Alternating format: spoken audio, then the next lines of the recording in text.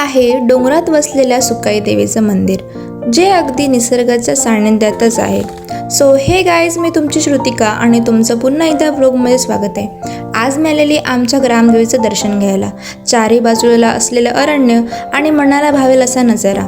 मंदिर अगदी मोकळं आणि साधं सुंदर बनवलेलं आहे.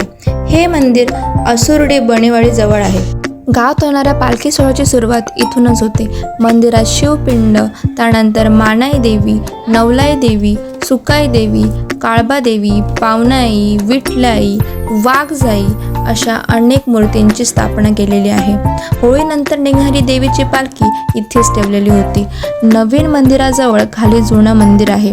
हे मंदिर पहिलं बांधलं गेलं होतं, पण ह्याला खूप वर्ष झाल्या कारणाने नवीन मंदिर वरती बांधून तिथेच इथे असणाऱ्या सगळ्या मूर्त्यांची स्थापना करून सगळे उत्सव इथेच करण्याची सुरुवात झाली. पण हे मंदिर अगदी वर आहे, त्यामुळे खूप जास्त चढावं लागतो आणि पायांची हालत होते. मी तर अर्ध्यावरतीच थकलेली होती, पण तुम्ही नक्की या मंदिरात या आणि इथला निसर्ग पहा. सगळं अगदी सुंदर आणि शांत आहे.